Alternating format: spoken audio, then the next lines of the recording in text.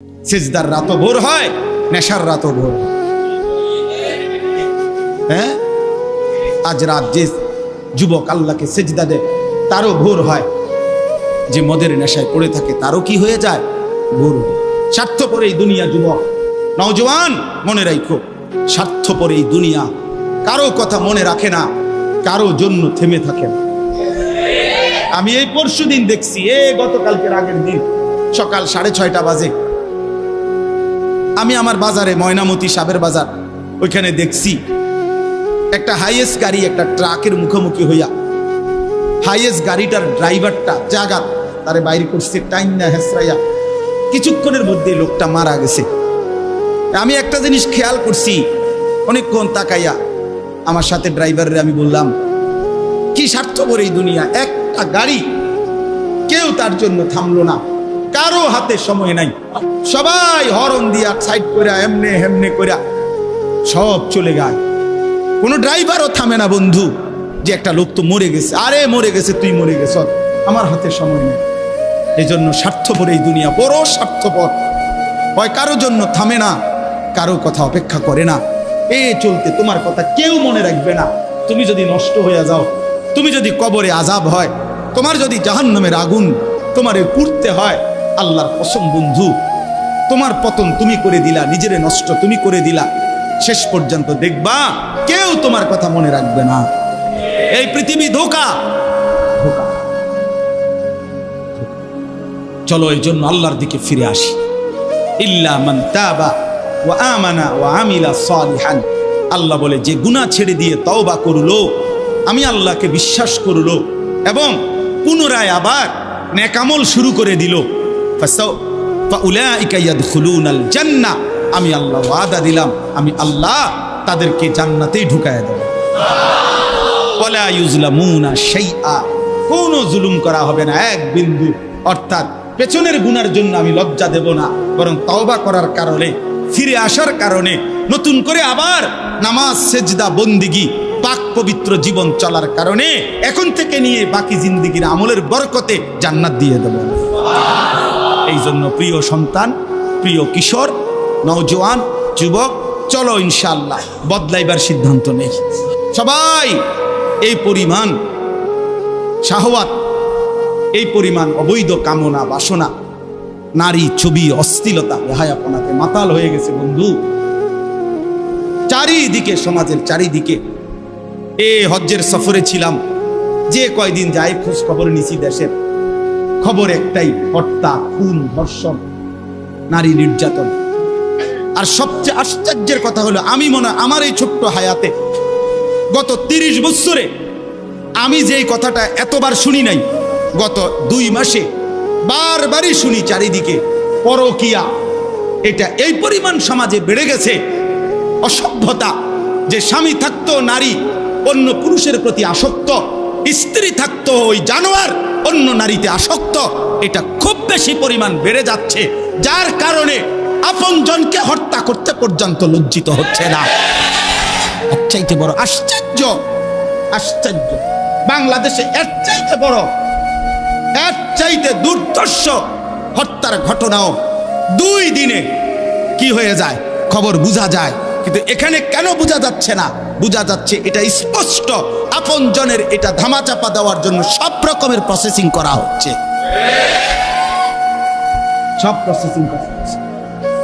অসহায় ইমাম মুয়াজ্জিনকে বেইজ্জতি কেউ করতে পারে নাই, কোন আলেমে দ্বীন ইনশাআল্লাহ বেইজ্জতি হবেও না ইনশাআল্লাহ। মনে রাখে, মনে রাখে, গতকালকে রাত্রেও আমাদের কুমিল্লায় গত 3 মাস আগে একজন আলেমে দ্বীনকে একজন প্রিন্সিপাল বেইজ্জতি করছিল, অপমান করে সামান্য অজুহাতে মসজিদ থেকে বিদায় করে দিছিল। ওই কলেজের ছেলেরা গতকালকে রাত্রে ওই মসজিদের ভিতরে ঢুকাইয়া 9 ঘন্টা আটকাইয়া তারে, তার হাতে ছাত্রদের উপস্থিতিতে তারে পদত্যাগ পত্র দিয়া ঘাট ধরে কলেজ থেকে বের করে দিছে। আল্লাহ তাআলা বেইজ্জতি করে দেখায় দিছে। ছাত্ররা বলছে, স্যার সই দেন, আপনারে 50 টাকা দিব। মানে 50 টাকা, 100 টাকার লোভ সামলাইতে পারেন নাই, নেন। পদত্যাগপত্র সই দেন। এই জন্য দোস্ত, নারীর আসক্তি, জিনা, বেবিচার, পরকীয়া, অসভ্যতা, যুবক ভাই তোমরা বাঁচতে হবে। নওজওয়ান, আল্লাহ যদি হায়াত দেয় তোমরে, আগামী সময়টা তোমরা তো পৃথিবীতে থাকতে হবে। এই সমাজ, এই দেশ তো আলাদা করতে পারতা না, তুমি তো এই জমিন ছেড়ে দিতে পারতা না বন্ধু। সম্পদ যদি হয়, তোমরা সব ছেলে তো একসাথে চাঁদের দেশে যাইতে পারতা না, আরেকখানে যাইতে পারতা না। এই সমাজ নিয়ে বাঁচতে হবে, এই দেশ, এই মাটি, এই এলাকা নিয়ে তো তোমাদেরকে বাঁচতে হবে ভাইয়া। তাহলে এই সমাজ যদি তোমরা এভাবে নষ্ট করে দাও, তোমরা যদি সবাই বেনামাজি হয়ে যাও, নারী, ছবি, মোবাইলের অস্থির দৃশ্য ছাড়া যদি তোমাদের রাত না কাটে, দিন না কাটে, আগামী 20 বছর তোমরা সমাজ, তোমার অঞ্চল, তোমার ঘর পরিবার নিরাপদ থাকবে কেমনে? বাঁচবা কেমনে? চলবা কেমনে? চলবা কেমনে বলো ভাইয়া? 9 বছরের বাচ্চা মেয়ে যদি নিরাপত্তা না পায়, আমার সমাজ কি পরিমাণ অশান্ত হয়ে গেছে। হ্যাঁ, কেমনে বাঁচবা ভাই? তোমারও তো বোন আছে, তোমারও তো ছোট্ট বোন আছে, তোমারও তো ছোট বোন আছে, তোমার বোনেরও তো নিরাপত্তা দরকার। তুমি তো এই সমাজ থেকেই, এই পৃথিবী থেকেই কোনো না কোনো নারীকে বিয়ে করবা, তারও তো চরিত্রের পবিত্রতা দরকার, দরকার না? তো কেমনে মিলবে ভাইয়া? কেমনে মিলবে? সবাই যদি এমন চরিত্রহীন হয়ে যাও, নারী ছাড়া, ছবি ছাড়া, মোবাইল ছাড়া, উলঙ্গ দৃশ্য দেখা ছাড়া তোমাদের রাত কাটে না, দিন কাটে না, আমার সন্তানরা কেমনে আগামীর পৃথিবীতে তোমরা বাঁচবা ভাইয়া বলো? তোমাদের অনেক ছেলের চেহারা দেখলেই তো বোঝা যায় কতদিন হয় নামাজ পড়ে, কতদিন হয় মালিকরে একটা সেজদা দেয়। চুল নিয়ে এত ব্যস্ত হয়ে গেলা কেন? চুলের ফ্যাশনের উপরে এত অস্থির হইলা কেন? কে দেখে তোমার চুল? কীর্ত দেখে? কারে দেখাও এসব চুল? মানুষের আর কাজ নাই, মানুষই বুঝি বইয়া বইয়া তোমার চুল দেখবে। তুমি যে সারাদিন চুল নিয়ে ব্যস্ত, শরীর পূজা, দেহের পূজা এভাবে করছো কেন? সারাক্ষণ বুঝি এই শরীর, এই দেহ, এটা নিয়েই ব্যস্ত হয়ে গেলা। সারাক্ষণ একটা নারী বুঝি, একটা নারী, একটা ছবি, একটা বেডি, একটা উলঙ্গ দৃশ্য, এর জন্যই পৃথিবীতে আসা। এই রাত দিন বুঝি মোবাইলে দেখবা, ছবি দেখবা, নারী দেখবা, সারাদিন বুঝি নারীর জন্যই পৃথিবীতে আসা। তোমার আর কাম নাই, আর কোনো উদ্দেশ্য নাই দোস্ত আমার। ঠিক হলো না, ঠিক করলা না ভাইয়া, ভালো করলাম। অর্থাৎ যারা নামাজ পড়ে না, আল্লাযীনা তারাকুস সালাহ, টোটালি নামাজ যারা ছেড়ে দিছে, তারা প্রজন্মের উত্তম তো না, নিকৃষ্ট না, তারা কোনো জেনারেশনে না, তারা কোনো মানুষে না, তারা কোনো কিচ্ছু না, এর কোনো গণাতে ধরে নাই। ওই প্রথমেই বাদ গণাত করছে, অরে নিকৃষ্ট হিসেবে বলতে চাইছে আল্লাহ এখানে যারা তাদের নামাজকে নষ্ট করে দেয়। তাফসীরের মধ্যে লিখছে নামাজ নষ্ট করে দেয় মানে কি? 1 নাম্বার, যে ব্যক্তি নামাজকে যথাসময়ে আদায় করে না, ইউআখিরুনাস সালাহ, তাখির করে, নামাজ সবসময় দেরিতে পড়ে। নামাজ সবসময় কখন পড়ে? দেরিতে পড়ে। আল্লাহ তাআলা বলছেন ওরা ওই সমাজের নিকৃষ্ট মানুষ। ফাওয়াইলুল লিল মুসাল্লিন আল্লাযীনা হুম আন সালাতিহিম সাহুন। আল্লাহ তাআলা বলেন ওই নামাজীদের জন্য জাহান্নাম। ওয়াইল, জাহান্নামের একটি গুহা, জাহান্নামের একটা অংশ, জাহান্নামের ভীষণ আযাব। আল্লাহ তাআলা বলছে তারা আল্লাযীনা হুম আন সালাতিহিম সাহুন, যারা তাদের নামাজের মধ্যে সাহুন, অলস, নামাজকে সবসময় দেরি করে, নামাজকে সবসময় দেরি করে। জোহরের আজান হইছে 1টা বাজে, এবারে জোহরের নামাজ পড়তে গেছে 4:30 বাজে, 4:30 ওরা নামাজ পড়ছে লুঙ্গিটারে বইটা, গামছা একটা কান্দে দিয়া, রুকু সিজদা 3-4টা মেরে দিল আর কি। এটা নমাজ হইলেন কি তো করতাম হুজুর, সময় কুলাইতারি না। কিটছেন আপনি, ঘাস কাটছে, এতক্ষণ গরু গোসল করাইছে, গরু গোসল করাইছে। গরু গোসল করানোটা খুব দামি দরকারি বিষয়। নামাজকে এরকম প্রতিনিয়ত যে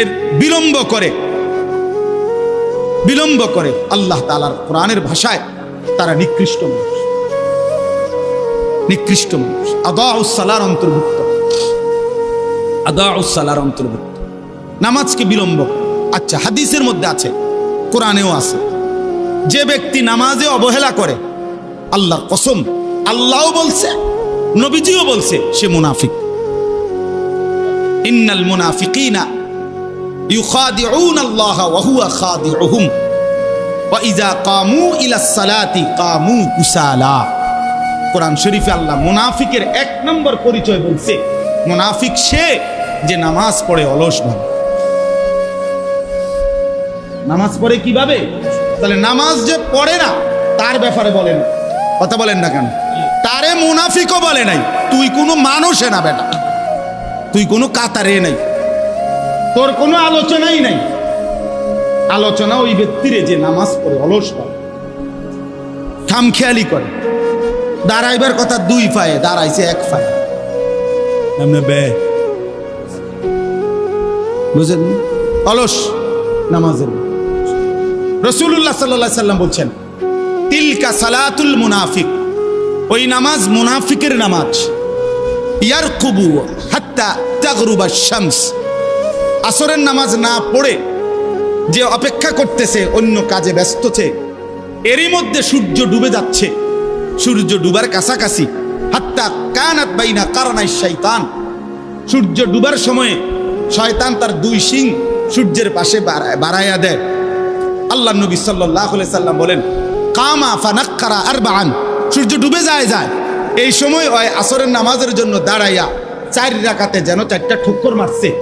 লা ইয়াযকুরুল্লাহ ইল্লা কালিলা, ঠিক মতো তাসবিহগুলো নামাজের আদায় করে নাই। রাসূল বলছে 3 বার, ওইটা মুনাফিকের নামাজ, মুনাফিকের নামাজ, মুনাফিকের নামাজ, মুনাফিকের নামাজ। তোর মতো নিকৃষ্ট নির্লজ্জ বেহায়া আল্লাহর জমিনে তো কোনো কুত্তাও হয় না, কোন কুত্তাও তো এরকম হইতে পারে না। কুত্তাও যদি আল্লাহ তাআলা সেজদার হুকুম দিত তো সে দিত, তাকে তো আল্লাহ সেজদার হুকুম দেয় নাই, এই জন্য সে সেজদা দেয় না। তুমি নাফরমানের তো আল্লাহ সেজদার হুকুম দিছিল, দিলা না কেন? তোমার তুলনা তো জানোয়ারের সাথেও হয় না। এই জন্য তো আল্লাহ বলছে বালহুম আদাল, ওই জানোয়ারের চাইতে নিকৃষ্ট। ওর উদাহরণ নাই, ওর তুলনা কুকুরের সাথেও না, ওর তুলনা শুকরের সাথেও না। আল্লাহর কোন সৃষ্টির অন্তর্ভুক্ত না। বলো মিয়া, এত বিবেকহীন কেমনে হইলা?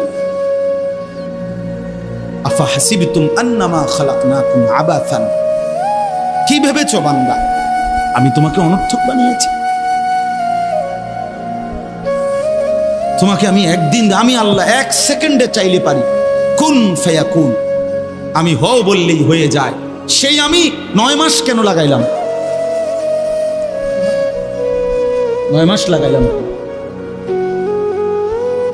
আরে বলো কি বান্দা, নিজ হাতে খালাকতুহু বিয়াদিয়া, আল্লাহ বলেন আমি আমার নিজ কুদরতি হাতে আমার বান্দাকে আমি বানাইছি, আমি বানাইছি। বড় যত্ন করে 1 ফোঁটা নাপাক পানির মধ্যে এত চমৎকার ডিজাইন পৃথিবীর কেউ কল্পনাও করতে পারে না। ইন্না খালাকনাল ইনসানা মিন নুতফাতিন আমশাজ, বীর্যের 1 ফোঁটা থেকে আমি আল্লাহ তাআলা মানুষকে বানিয়েছি। এত সুন্দর চমৎকার নাক কান ডিজাইন। কোন পানির 1 ফোঁটার উপরে, 1 ফোঁটা পানির মধ্যে কেউ কোনো ডিজাইন করুক, কি দিয়ে করবে? পানির উপরে ডিজাইন করে কেমনে? আবার রব্বুল আলামিন বলে সেই পানির নাপাক ফোঁটা দুর্গন্ধযুক্ত, আমি তার মধ্যে এমন সুন্দর একটা ডিজাইন করেছি।